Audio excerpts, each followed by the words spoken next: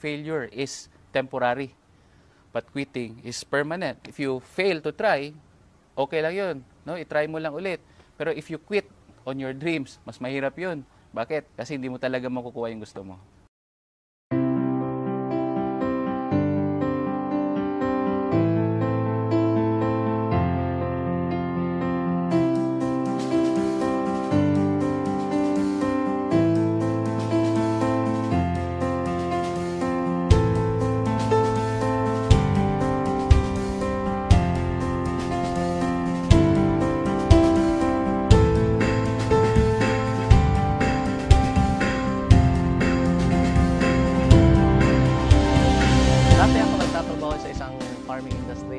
Job description ko talaga is tigasagot ng telepon, tig-dispatch sa mga biyahe sa truck, tig-kolekta og kwarta nila, tig-ihap og kwarta nila, tig-deposito og kwarta nila, tig-buhat og payroll, tig-check up sa mga logistics in and out. Profits are better than wages. Wages will make you a living, but profits can make you a fortune. It is a bit difficult to get rich on wages, but anybody can get rich on profit. So that day, naisip ko na magnegosyo na lang kaya ako. Pero paano? Nadunggan ako ni dati ang B-Mobile sa una pag yun kayo. Tuwing nasa jeep ako, B-Mobile pag pinag-uusapan. Naglalakad ako, B-Mobile na naman. Tuwing nasa ibang office, B-Mobile. I used to be a regular employee for a US-based company. Bale, computer programmer nila ako. So, although maganda naman yung trabaho, maganda yung pay, pero nasa-sacrifice yung social life ko. So, wala na akong time for my family. And at the same time, so malaki rin yung sacrifice ko sa health ko. A friend told me, sabi niya sa akin, Juan, meron akong magandang business na nakita. Baka gusto mo ring tingnan. So, sumama lang ako sa kanya. And then, dinala niya ako nun sa Jollibee yung dati. And pinakinggan ko lang rin yung business presentation. Before ako na-introduce sa B-Mobile, I am financial consultant ng isang British financial company dito sa operating sa Pilipinas. Grabe ang gamit ko ng cellphone as well as lagi ako nag-travel. Ang B-Mobile daw is hindi nagabenta. Magkaka-discount daw ako sa cellphone usage ko. So, doon pa lang sabi ko, maganda yan. Magiging savings ko na yun para sa aking family. Later ko nalaman na meron pala siyang kasamang business. Hindi ko in-expect na malaki pala yung bigay sa akin na nagiging secondary income ko na siya and significant yung secondary income na yan. Hindi lang yung maliliit na amount. Ang possibilities din nga nakita na ko, na naagyon ko yung padulungan, yung asenso ko para sa ko ang sariling na negosyo diri sa B-Mobile. Unlike kung maging empleyado ko. Kung dati gumigising ako sa umaga para mag-report sa office. Si boss naman, nakikita ko pagdating ko sa office, yun, nagja-jogging sa kanilang compound. Sabi ko, napaka-unfair naman ang ito. Nag-e-exercise tuwing umaga. Ngayon, sa awa ng Diyos, gumigising pa rin ako ng umaga. But this time, katulad na din ako ni boss ang manager. Nagja-jogging din tuwing umaga. At the best part is, I'm earning without reporting to the office. Before, I was very negative sa mga ganitong klase ng negosyo kasi ayaw na ayaw ko yung magbenta and yung kumausap ng mga tao.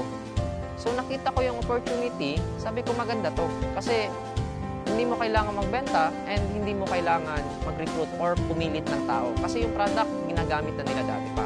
So it took me 3 months bago ako talagang nag-subscribe kasi I realized na I am not from Davao City, I'm a stranger. Yun nga, wala akong mga kilala. And fortunately, naging maganda rin naman kahit papano. Doon sa projection, pinakita sa akin sa table, after 3 months, 5 months, ito na yung kikitain mo. So, sa akin naman, fortunately, it took me 6 months bago may naniwala sa akin. So, for 6 months, walang naniwala, walang nag-subscribe, marami akong dinadala sa office. So, it was really challenging that time. After that, nagsunod-sunod na. Naging maganda na yung resulta and lumaki na yung grupo ko. Dati po akong manager sa isang kumpanya. Sales rin po yung trabaho ko. I was looking forward to have my own business. So, habang naghahanap ako ng mga kliyente ko, I dropped into B-Mobile. Nagulat ako sa resulta niya kasi in a span of 8 months time, kumita siya ng mga 7 million pesos. So for me, sabi ko, okay kumita ka ng 7 million, ang liit ng kapital mo, bakit hindi ko subukan? Pero one thing was holding me back kasi ayoko sa mga ganitong business before eh. Naisip ko, pag ganito, kailangan mo magbenta, kailangan mo mamilit ng tao, kailangan mo mag-recruit. So, medyo naging hesitant ako. Buti na lang, yung sinabi niya sa akin na hindi mo kailangan magbenta ng load, hindi mo kailangan mag-recruit ng tao, pero kikita ka ng malaki.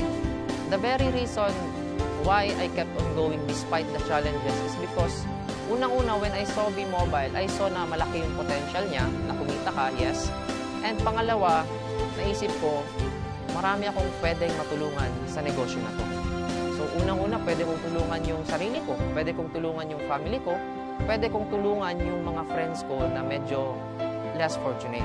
So sabi ko kasi, with a very little capital, pwede na silang magkaroon ng sarili nilang negosyo. Yung mga kaibigan ko, yun pa yung humihindi. Yung mga kamag-anak ko, tinatawanan pa nila yung ginagawa ko kasi parang isip nila, parang baduy, no? Pero sabi ko, kahit anong tawa nila sa akin, kahit hindi sila naniniwala sa akin, okay naman. Kasi alam ko yung rason ko bakit ko gusto mag-B-Mobile. Rason ko is gusto kong magbago yung buhay ko. Kasi alam ko yung buhay ng mahirap eh. May nangyari sa family namin, naubos lahat yung business, nagbago yung bahay. And those were the things that were painful sa buhay ko dati. Pero sabi ko nga, if I can make a change, ibalik ko yung dating state of living, yung standard of living namin, a decent lifestyle, bakit hindi ko gawin? So, hindi ko pinansin yung mga humihindi. Nakakatawa lang, ang mga naniniwala sa akin, yun yung mga taong hindi ko pa kakilala. No? Yung iba nasa abroad, yung iba hindi ko naman mga kaibigan dati, pero naniwala. Pasalamat ako sa Diyos, after 1 year of doing the business part-time, kumita na ako ng 1 million dito. For a very small capital, to earn 1 million pesos is what I really wanted. With a very minimal effort, kasi ang ginagawa lang namin dito is we're teaching people how to use their loan. Yun yung masarap dun eh. Dati kasi nung binata ako, sarili ko lang yung iniisip ko. Anything na I do, anything na kinikita ko para sa sarili ko lang. But pag meron ka na palang pamilya, mag-iiba na yon. Ang first reason ko dati was yung discount. Nagugustuhan ko talaga yung discount. So, anong magagawa ng dagdag income? March 2012, it was my first vacation na reward ko sa sarili ko through V-Mobile. 3 days, nagbakasyon kami ng barkada ko sa Boracay, and after 3 days, kumita naman ako ng 36,000. So, hindi na masama. March 31 to April 18, yung family ko naman yung kasama ko nagbakasyon. So, masarap na magbakasyon, lalo na kung kasama mo yung family mo. Ang mas masarap pa nito, pag uwi ko sa bahay, after 18 days na nag-road trip kami sa buong Pilipinas, meron akong at least 50,000 worth na cheque. So I was very happy and my mother was very happy. Ang ma-advise ko lang sa mga kaibigan ko, sa yung mga nakakita ng advertisements namin sa Facebook, yung nakakita ng video link sa Facebook, i-try mo i-click lang yung link, malay mo, no? Maging katulad ka sa akin. I really didn't expect this change in my life. For the new ones, continue moving. Huwag kayo mag-quit kasi sa lahat ng mahirap, itong V-Mobile ang pinakamadali. As long as you keep on doing the business, as long as ginagawa nyo siya, may magbabago at magbabago sa buhay ninyo. Imposibleng wala. Salamat, V-Mobile. Unti-unti mong inikot ang buhay ko paitaas. Thank you po. Maraming salamat sa V-Mobile. No? Maraming salamat din po sa lahat ng mga taong naniwala sa akin. And maraming po salamat din po sa mga taong nag-guide sa akin dito sa business na ito. Kasi sabi nga, it is in helping each other. No? Together, everyone achieves more. As a team, tulong-tulungan po tayo para kunin natin yung pangarap natin. Maraming po salamat.